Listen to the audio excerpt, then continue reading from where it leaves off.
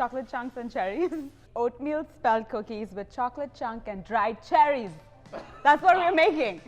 Hi guys, I'm Rachel, Test Kitchen Manager here at the Feedfeed, and today we're making chocolate chunk cherry oatmeal cookies.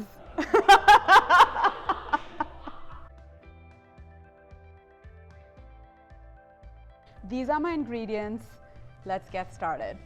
To start off, we're going to cream our sugars and butter together. So there's some light brown sugar, which is going to make our cookie chewy, some white sugar, which is going to help it spread out. And we're going to let that go for about 4 minutes. And we're going to add our room temperature eggs one by one. Vanilla, adding our oats. And I like using spelt flour because it's lighter and nuttier than whole wheat and your regular flour. And it's good for you, so, you know, some balance. So once your flour is in, you want to keep the speed to low and then add all of your other ingredients. This is some salt, baking soda. So I have some roasted chopped hazelnuts. Some cherries in here. Oh my God, they are going to taste so amazing. And a lot of dark chocolate chunks. I'm going to mix this by hand just because now that the flour is in here, you don't want to overwork the gluten, otherwise our cookies are going to be tough and we certainly do not want that.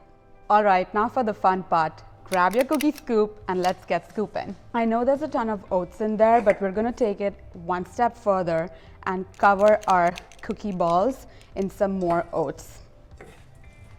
All right, look at these babies. We are going to sprinkle some flaky sea salt on top and let them cool for a bit. I'm so excited. Yes. Does anybody want to try oatmeal cookies? Alex, come on. Waiting for my teammates to come and judge my work. Gotta finish up those emails, you know? Yes. All right, Cookie so time, are you ready? Yeah. Do you like oatmeal cookies? I love oatmeal cookies. Okay, so low expectations. But I also love chocolate chip cookies. That's so good. I love the salt on them. You gotta have that flaky salt on everything. All right, guys, thank you so much for watching. If you want the recipe, go to thefeedfeed.com and I will see you again next time.